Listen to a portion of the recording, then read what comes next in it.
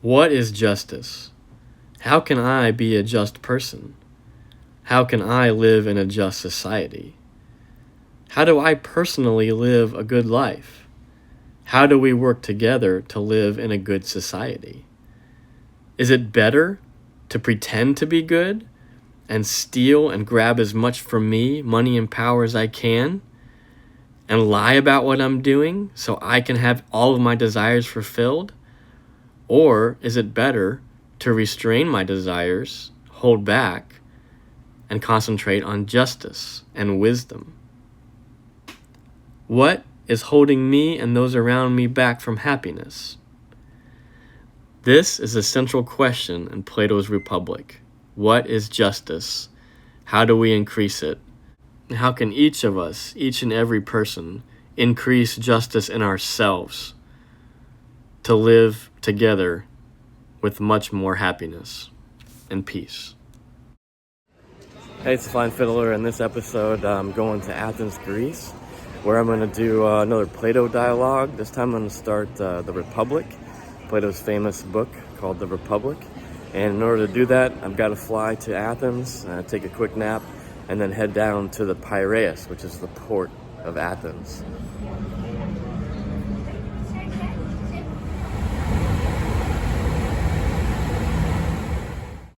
And now, I said, let me show you in a parable how far our human nature is enlightened or unenlightened.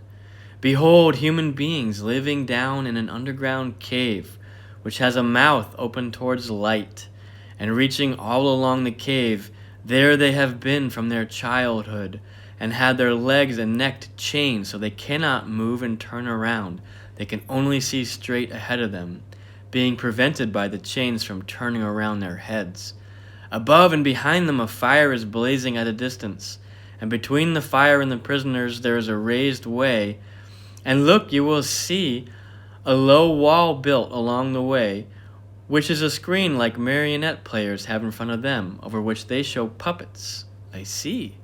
And do you see, I said, people passing along carrying all sorts of vessels and statues and figures and animals made of wood and stone and various materials, which appear all over the wall in shadows? Some are talking and some are silent. You have shown me a very strange image, and they are strange prisoners. Like ourselves, I replied. They only see the shadows, or the shadows of one another, from which the fire throws on the opposite wall of the cave? True. How could they see anything but shadows if they were never allowed to turn their heads? They would only see shadows of the objects moving back and forth on the wall. Very true. And they would suppose that the voices are coming from the shadows and not from the people carrying the objects. No question. To them, I said, the truth would be literally nothing but the images of the shadows. Plato has Socrates himself narrate this dialogue, and he starts out by saying, yesterday I went down to the Piraeus.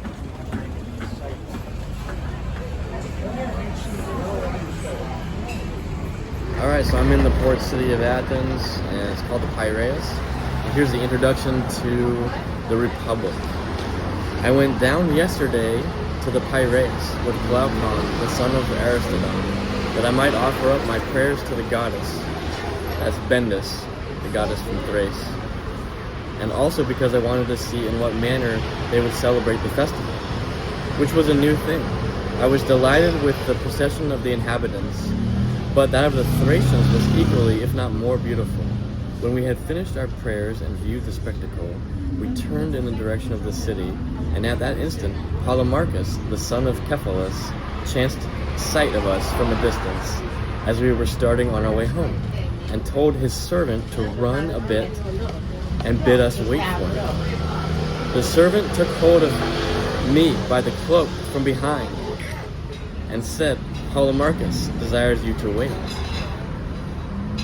So one of the things that's interesting, the beginning of this book is a structured analogy.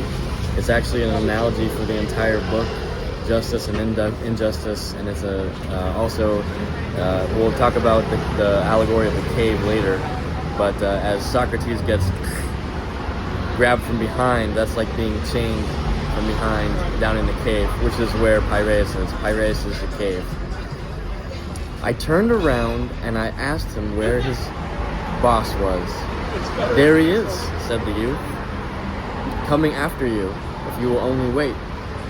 And Glaucon, not Socrates, says, we will wait. And in a few minutes, Polemarchus appeared, and with him Adeimantus, Glaucon's brother, Macaritas, the son of Nicias, and several others who had been at the procession. Polemarchus said to me, I perceive, Socrates, that you and your companion are ready to go back to the city. You are not far wrong, I said. But do you see, he rejoined, how many we are? Of course. And are you stronger than all of us? For if not, you will have to remain where you are. What about an alternative? I said. What about if we persuade you to let us go? But can you persuade us if we refuse to listen to you? He said. Glaucon replied, certainly not. Then we are not going to listen. Of that you may be assured. Adeimantus added, has no one told you of a torch race on horseback in honor of the goddess which will take place in the evening with horses? I replied, that is a novelty. Will horsemen carry torches and pass them on to one another during the race? Yes, Polemarchus said. And not only so, but a festival will be celebrated at night, which you certainly ought to see. Let us rise soon after supper and see the festival. There will be a gathering of young people, and we will have a good talk. Stay then, and do not do otherwise. Then Glaucon says, it seems that we must. And Socrates says, then if it seems so, it must be so. So that introduces a whole bunch of themes. That's the whole Republic in miniature right there. They're going down, which means different lower levels of reality, lower levels of the soul, of perception of reality, I should say. And then you get the injustice. So Socrates is grabbed from behind and prevented from leaving. And then when they all show up around Socrates and Glaucon, they demonstrate the theory that might makes right. We are all here. There's more of us than of you. We're stronger than you. And even though you're a wise person, you can't overpower us. We're in control. So that's an allegory for the self, the soul, and also for government. And then the interesting part is the wise person, Socrates, says, well, what if we persuade you? What if we use reason and logic to show you how you're wrong and how we're right? And then they say, well, if we don't listen to you, then you can't persuade us. So, people like to say that, oh, this is an old book and it doesn't have any relevance to what's going on today. But just think about that in terms of today. If we don't listen to you, then you can't persuade us. And then Glaucon says, yeah, well, we will stay, and it seems that we must. And Socrates then introduces the other theme, a big theme of all of Platonism, which is appearance versus reality. So I think with a touch of irony, Plato writes into Socrates' mouth here, then if it seems so, it must be so. And that's the introduction to the Republic. Alright, so the next thing that happens is they go to the house of Polemarchus, and his father, the old man Cephalus, comes and talks to them. So they're all sitting around in a circle in chairs inside the house of Polemarchus. And Cephalus, the old man, comes in and he says to Socrates, you don't come see us often at Piraeus, but you should. If I were still able to go and see you, I would not ask you to come to me. But at my age, I can hardly get to the city, and therefore you should come oftener to the Piraeus. Because let me tell you that the more the pleasures of the body fade away as you get old, the greater to me is the pleasure of charm of conversation. Do not then deny my request, but make our house your resort, and keep company with these young men. We are old friends, Socrates, and you will be quite at home with us. I replied, this is Socrates talking, there is nothing which for my part I like better, Cephalus, than conversing with aged men, for I regard them as travelers who have gone a journey, which I too may have to go, and of whom I ought to inquire, whether the way is smooth and easy, or rugged and difficult. And this is a question which I should like to ask of you, you who have arrived at the time which the poets call the threshold of old age. Is life harder towards the end, or what report do you give of it? I will tell you, Socrates, he said, what my own feeling is.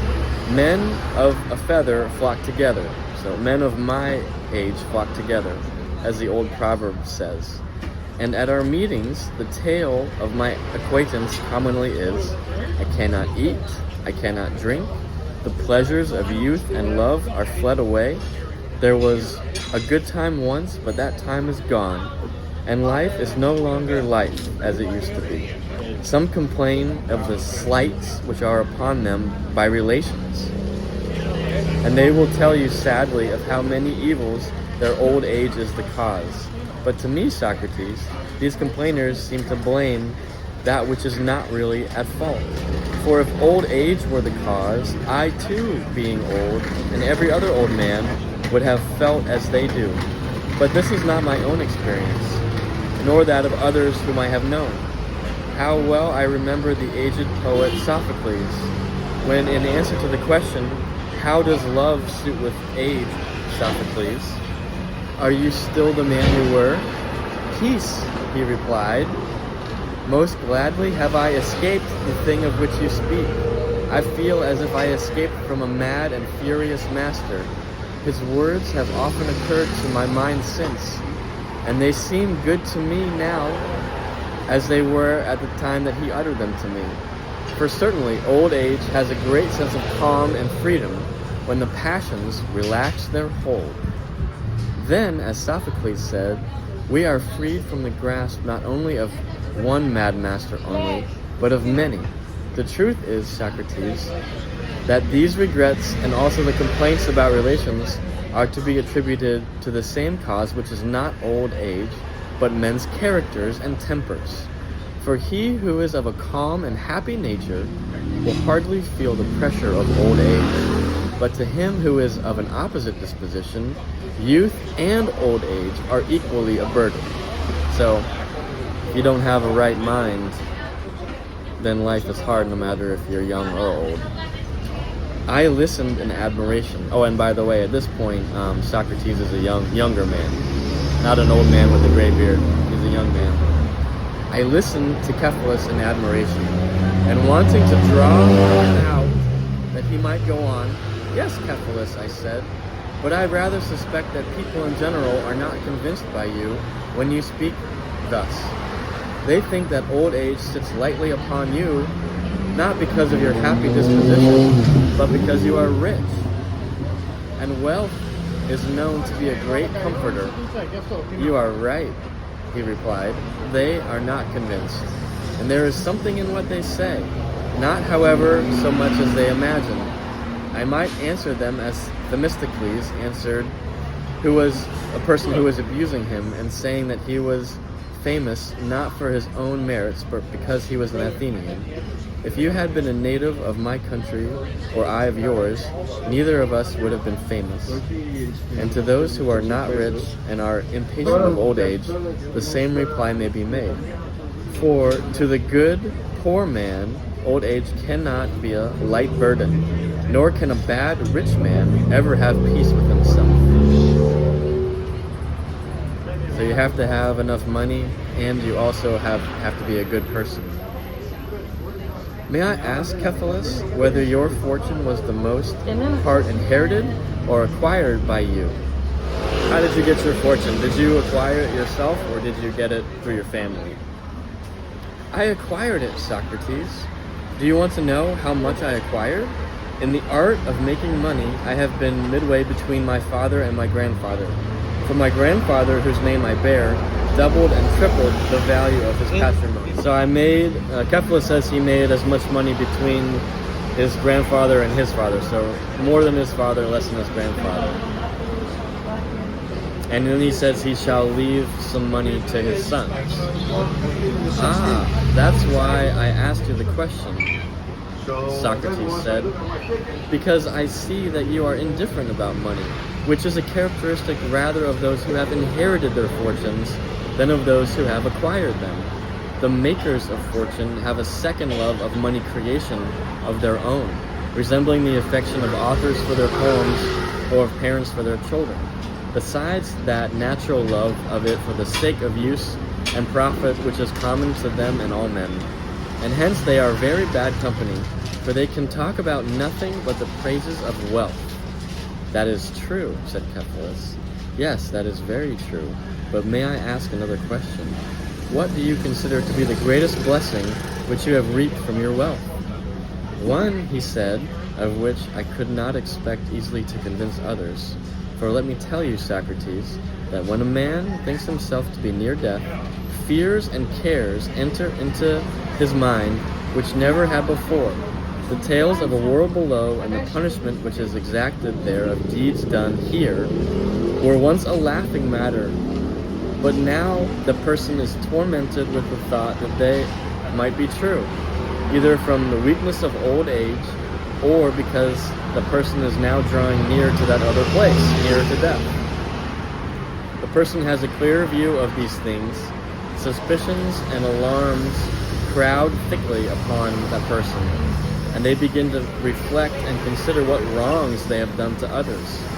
And when they find that the sum of the transgressions is great, the person will make a time like a child and start up and sleep for fear.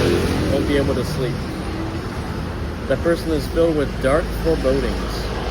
But to him whose conscience is of no sin, sweet hope, as Pindar charmingly says, is the kind nurse of old age. Hope, he says, cherishes the soul of him who lives in justice and holiness. Let's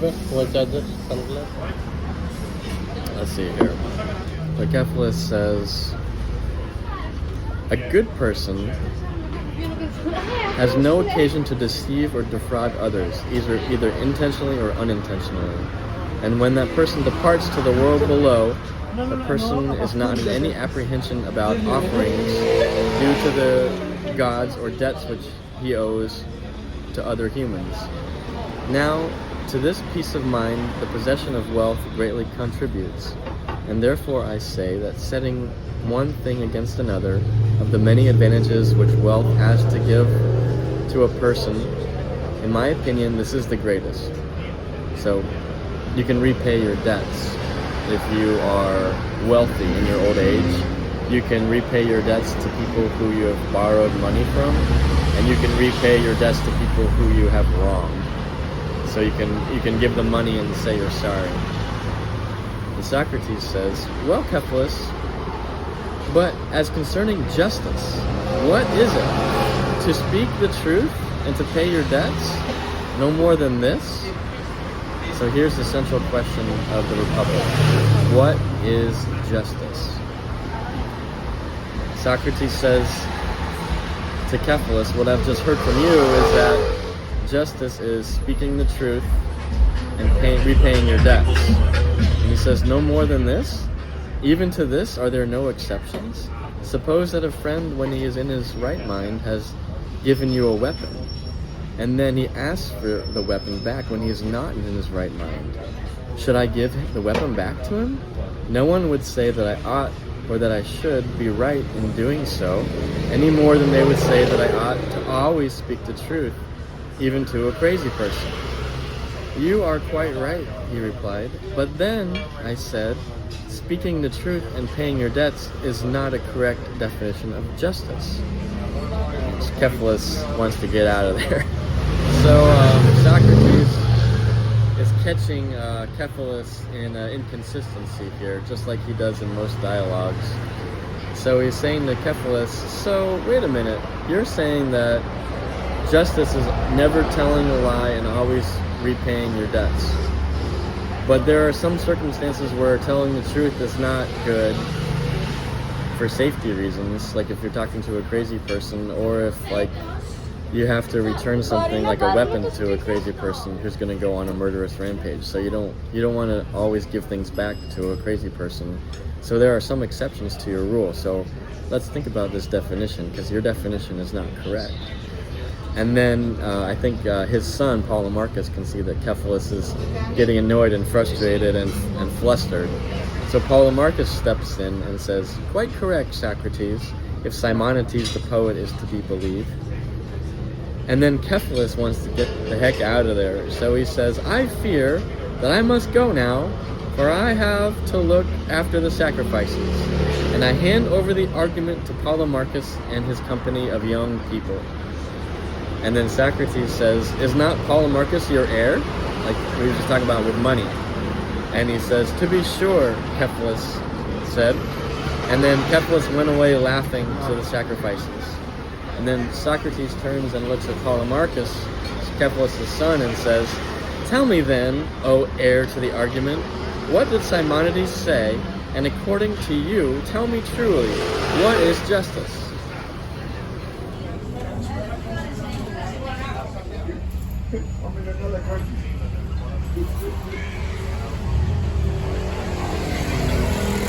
This is something that Plato is so good at, which is taking the concept that everyone kind of just knows obviously what it is, and then actually asking somebody, actually, wait a minute, everyone knows what it is. Like, everybody knows that in order to live a good life, you have to be a just person. And you have to live with justice. And in order to have justice, you have to get rid of ignorance. You have to acquire knowledge and wisdom. Okay, but let's unpack that.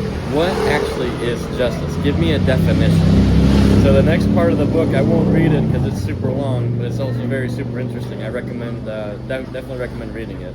But I'm just going to go through and summarize what happens next, because a couple definitions of justice are offered, and Socrates knocks them all down. He says, well, if that's true, then this, and if that's true, then this, so that can't be a good definition of justice. Let's start again.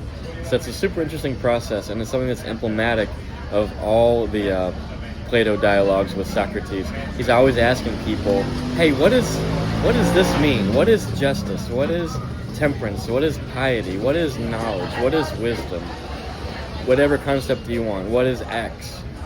And he's always walking around asking people that are high in society. They're either teachers that travel from town to town, called sophists, and charge money to help educate young people, or they're politicians, or they might be artisans, craftsmen, like poets or something like that. But in all the dialogues, it's, hey, tell me about X. You know, you're a smart person. Tell me what this means. I'm just confused. And they're like, of course I know what that means. Everyone knows what that means. And as they get into it, they have this discussion, this dialectic back and forth with Socrates. It turns out that all these concepts that we believe are obvious, they're harder to define than we think. And that's as true today as it is back then. Ask anyone about any principle and ask them to define it, then ask them a couple questions about it and go layers and layers and layers deeper into it. And I bet you'll find out that that person just eventually says, well, I don't know. I just assumed that. So anyway, here's the potential definitions of justice and them all getting knocked down by Socrates. All right, so we're going to get to 1, 2, 2.5, and 3 potential definitions for justice, and Socrates is going to knock them all down. So what is justice? Number 1, justice is telling the truth and repaying debts. Refutation is, but without any exceptions. What if a crazy or an insane person or a murderer came to your house and asking you questions? Think about, like, if some really bad people came to your house and wanted you to open the door and answer their questions. Like, what about, the secret police were coming and you were hiding people because they had criticized the government or something like that. Is it okay to like answer questions and be honest, or is justice in that case not being honest? Repaying debts. The argument that he uses as a refutation is, what if you borrow a weapon from somebody and they want it back, but they're in a state of rage and insane passion, and you think they're going to go hurt someone with that weapon? Well, should you repay your debt at that point? Should you give the weapon back to an insane, crazy, murderous person? So obviously the answer is no. So that's not a perfect definition of justice. So let's start over again. So number 2, somebody else steps in and they say, okay, justice is helping your friends and hurting your enemies. So giving each person what they're due. And this is like a popular definition of what justice is, how to do good in life. The refutation is as follows. So Socrates says, well, how can you figure out who's an enemy and who's a friend? What's the criteria for that? That seems a little bit nebulous. That seems a little bit hard to do in the short term, but also especially in the long term. Who's a friend and who's an enemy? And what if you end up hurting your friend and helping your enemy? The answer is, you can tell who a friend is because a friend is a good person and an enemy is a bad person. Okay. And my thought is, well, can't be. Most people are part good and part bad. So how can a good person be the criteria of a friend when everybody does good things and bad things? Most people, anyway. But then Socrates' main point is, well, humans aren't perfect. We're fallible. We're subject to illusions and mistakes and errors in judgment. What if we make a mistake in judging if a person is good or bad? So what if we actually help bad people, help our enemies, and then we will hurt good people? What if you have enemies as friends and have friends as enemies? And then someone else steps in and says, okay, let's clarify our definition. So that's why it's 2 and then 2.5. So they're going to clarify, okay, justice is helping your friends who seem and are good, and harming your enemies who seem and are actually bad. So it still gets into the same problem. How do you actually do that? You have to check the checker and and it goes on to infinity, to infinite regress of checking to make sure people who seem good are actually good, people who seem bad are actually bad. You have to check the checker and then check the checking and check the checking all for infinity. So that's not going to do any good. But Socrates doesn't do the ad infinitum fallacy. He switches tactics, and because they're pretty adamant that this is a popular definition and they like this definition. So he switches tactics and he does something that was the first time that it's written anywhere in the Western canon. Think about Jesus, about how you're never supposed to harm anyone. You're never supposed to look down on anyone. You're never supposed to hurt anyone. So this is Socrates' doctrine of non-harming. So to refute that justice is helping your friends who are and seem good and hurting your enemies who are and seem bad, he asks the question, he says, is justice an art? In other words, does justice have something that it's supposed to improve?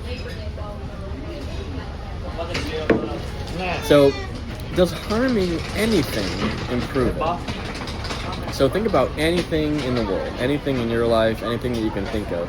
If you hurt something, are you at all improving it, or are you making it worse? Like if you kick in a door and break it, if you smash a glass, smash a plate on the floor, and you harm it, are you improving it? And for animals too, like if you're trying to train an animal, if you're trying to train a horse, you're trying to get a horse to come with you and to do your commands. Train a horse. If you hurt it, if you hurt the horse, are you improving the horse? Are you helping it learn? Just like a dog. Like if you're gonna train the dog to be your companion for life, you're gonna hurt it, you're gonna harm it, you're gonna make it afraid. Are you improving a dog by hurting it, or are you making it worse? You're degrading it, you're making it worse. So could it be any different for humans? If there's a human and you hurt them, are you improving them, or are you degrading them? You're degrading them if you hurt anybody. So degrade is another way to say make more unjust, make less perfect. So a just person doing justice makes another person less just. So if justice is an art and the just person practices an art always benefits its subjects.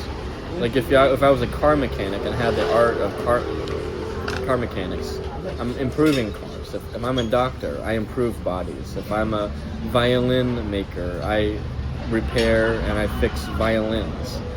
So anyone who practices an art always improves the subject. So if a person is practicing justice, and justice is supposed to make things good and better, how can justice make something worse? So harming something makes it worse. So justice can never be harming somebody. It's never just to harm somebody.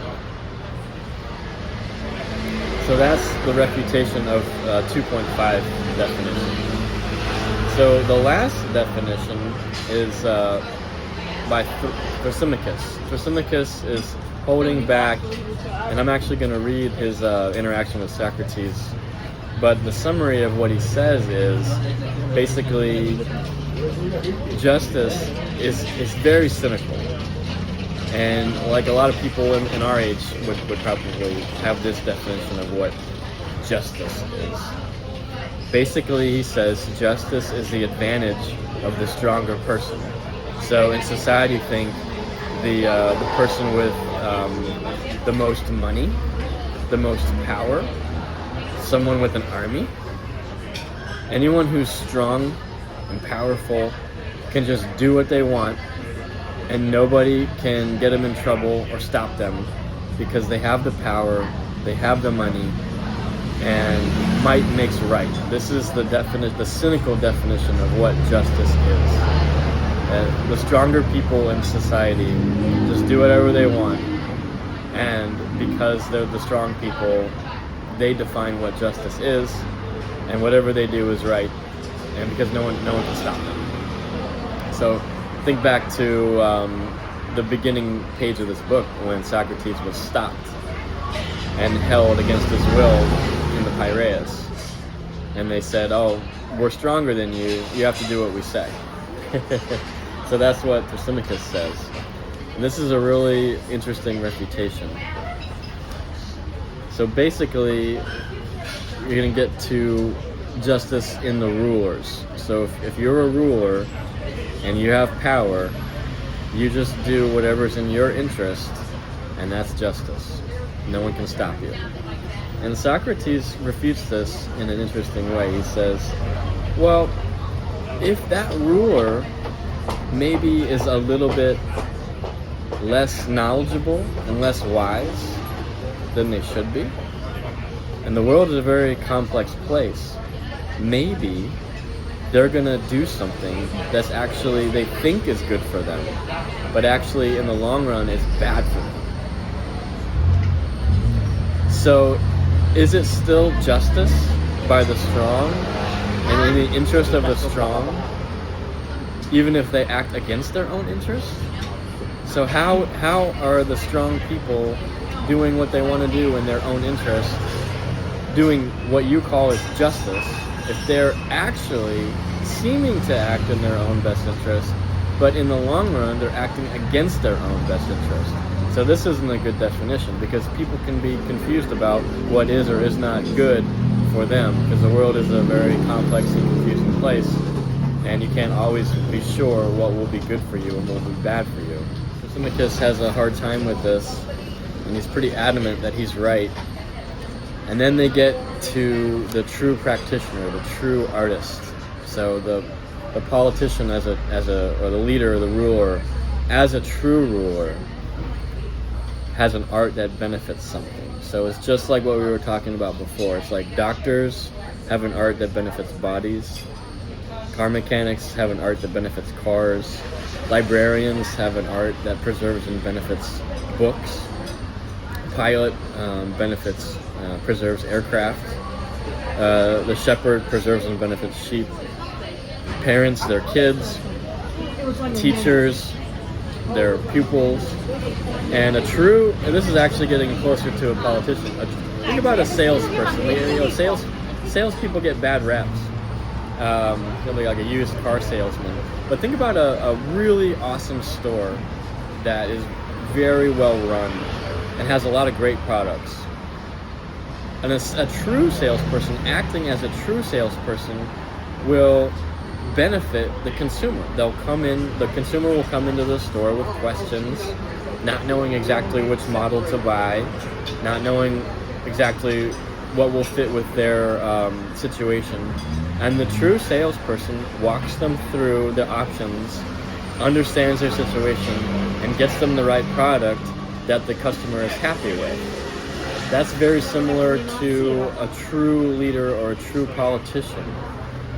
They don't just benefit themselves. They're not just there. Like a true politician, a true leader acting as a true leader is not just there to benefit themselves. They're there to benefit the people and to benefit the state. So a true ruler will always benefit their subjects and not be selfish. So that's the refutation of might makes right. What is justice? We've heard the summary. It's not this, it's not this, it's not this, it's not this. So the setup for what I'm going to read here about Thrasymachus is that each character in this dialogue, and probably in most dialogues, represent a certain personality type. So Thrasymachus represents the evil tyrant sophist, spinmeister. Like a sophist is somebody who will spin the truth whichever way the wind is blowing, and win over a person or win over a crowd with arguments that sound good, but maybe not are the truth. So here's the interaction that Thrasymachus has with Socrates. Thrasymachus jumps on Socrates and attacks him. Several times in the course of the discussion, Thrasymachus had made an attempt to get the argument into his own hands and had been put down by the rest of the company, who wanted to hear argument to the end. But when Polemarchus and I had done speaking, and there was a pause, he could no longer hold his peace. And, gathering himself up, he came at us like a wild beast, seeking to devour us. We were quite panic-stricken at the sight of him. He roared out to the whole company, "What folly, Socrates, has taken possession of you all? And why, knuckleheads, do you knock under to one another? I say that if you really want to know what justice is, you should not only ask, but answer. And you should not seek honor to yourself from the refutation of an opponent, but have your own answer. For there is many a person who can ask and cannot answer. And now I will not have you say that justice is duty or advantage or profit or gain or interest, for this is sort of nonsense and will not do it for me. I must have clearness and accuracy." Socrates says, "I was panic-stricken at his words and could not look at him without trembling. Indeed, I believe that if I had not fixed my eyes upon him, I should have been dumbstruck. But when I saw his fury rising, I looked at him first, and therefore I was able to reply to him. Thrasymachus, I said with a quiver, don't be so hard on us. Polemarchus and I may have been guilty of a little mistake in the argument, but I can assure you that the error was not intentional. If we were seeking for a piece of gold, you would not imagine that we were knocking under to one another, and so losing our chance of finding it. And why, when we are seeking for justice, a thing more precious than many pieces of gold, do you say that we are weakly yielding to one another and not doing our utmost to get at the truth? No, my good friend, we are most willing and anxious to do so, but the fact is that we have not been able to. And if so, you and other people who know all things should take pity on us and not be angry with us. How characteristic of Socrates, Thrasymachus replied with a bitter laugh. That is your ironical style. So Thrasymachus says that Socrates is just doing tricks and refuting people when they try to have a definition, and Socrates isn't offering a definition himself, and it's frustrating Thrasymachus. And then Socrates basically says, well, why don't you tell us what it is? You're obviously really smart. So Thrasymachus says, I'm going to give you a definition of justice, but then what should happen to you? What is the right thing for you to do? And Socrates basically says, well, I'm ignorant, so the right thing for me to do is learn. Thrasymachus says, what? I'm going to teach you something and you're not even going to pay me? And Socrates says, I don't have any money to pay you with, but the company says, we'll pay you, we'll contribute something to you, Thrasymachus. Just go ahead and tell us what you want to tell us.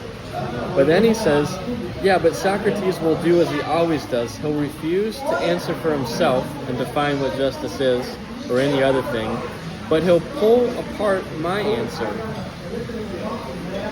Why, my good friend, I said, this is Socrates talking, how can anyone answer who knows and says that he knows just nothing, as I do, who, even if he has some faint notions of their own, is told by a man of authority not to utter them? The natural thing is that the speaker should be someone like yourself who professes to know and can tell us what he knows. Will you kindly then answer for the teaching of the company and myself?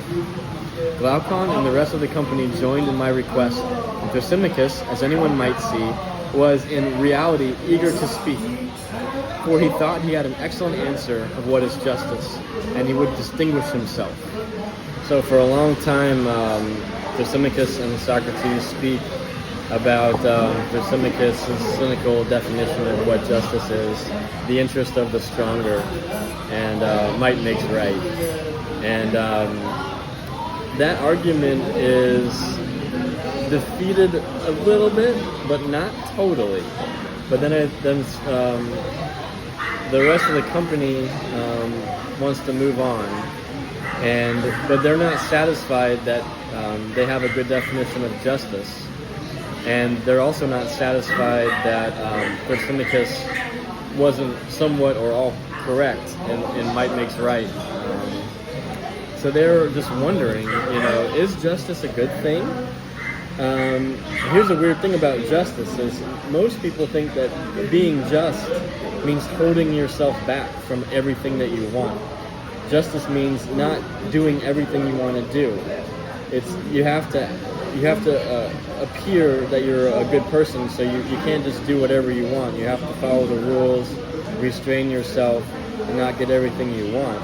If you were a tyrant, if you were the strongest person in the country, you could just do whatever you want. But most of us, the vast majority of us, we have to at least appear to be just in order to function in society, to have positions and to be trusted and to have families and all that stuff. So here's the question that the young people have with Socrates.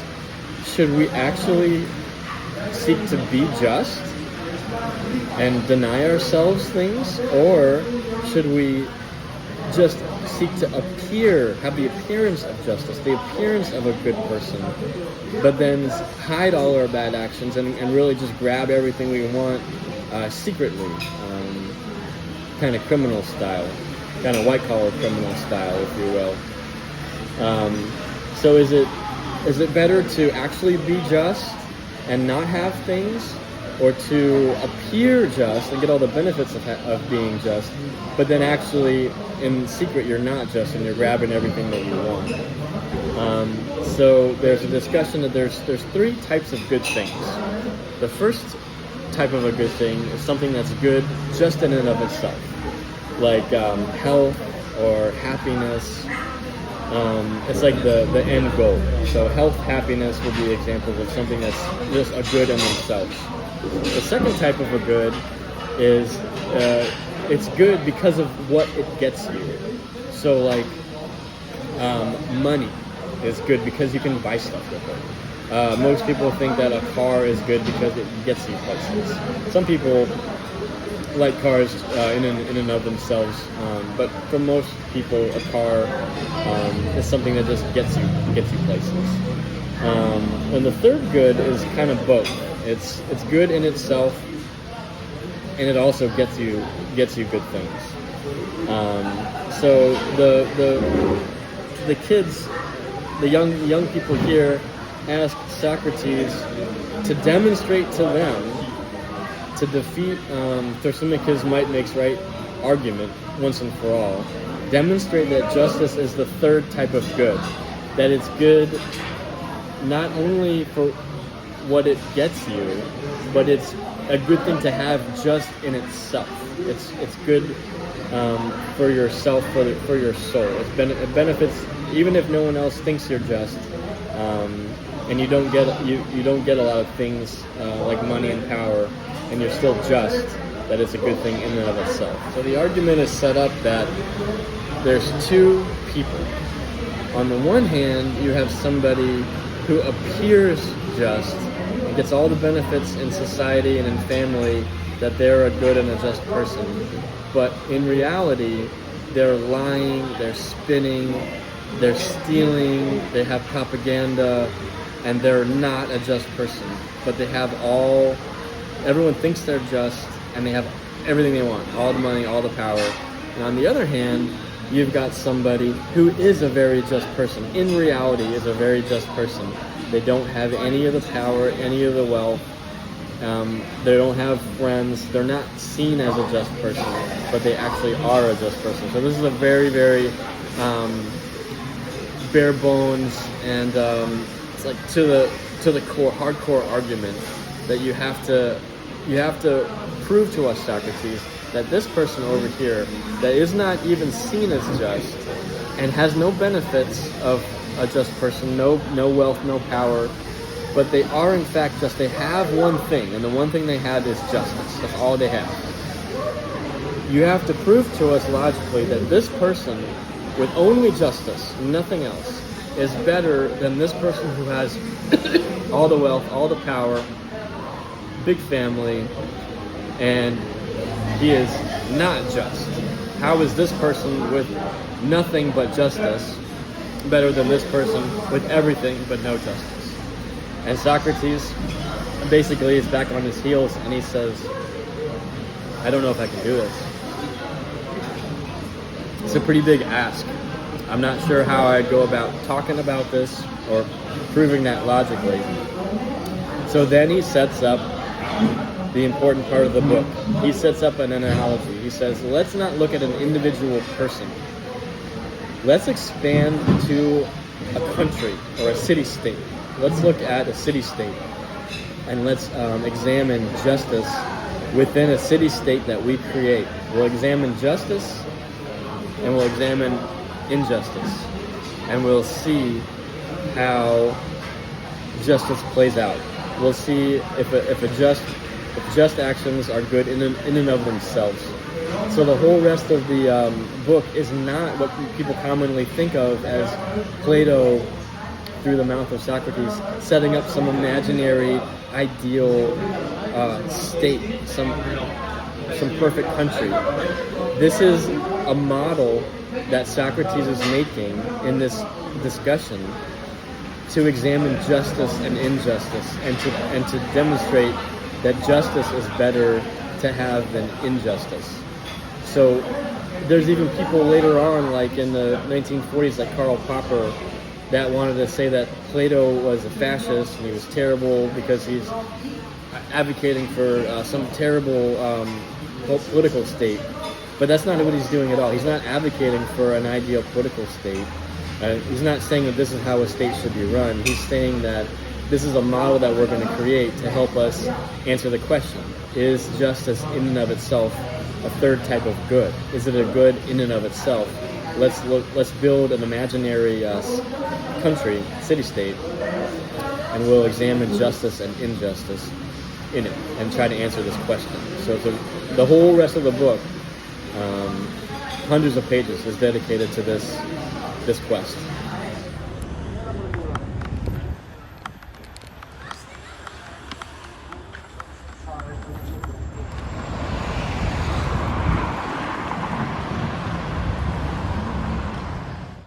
Thank you for joining me on location in the Piraeus, where the Republic was set. In part 2, please join me, where we will continue the quest to examine justice and injustice. What is justice? What is injustice? And what is it to be just in an individual? And is justice better than injustice?